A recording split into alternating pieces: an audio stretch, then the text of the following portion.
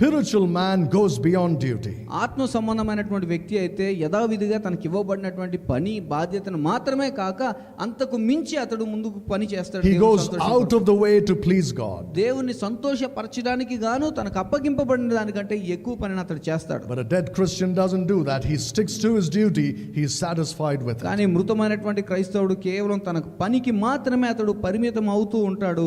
దాన్ని మించి అతడు ఒక పని కూడా ముందుకు చేయడు. Now think about Martha in the Bible. ఉదాహరణకి మార్తను గురించి ఆలోచించేద్దాం. What did Martha do?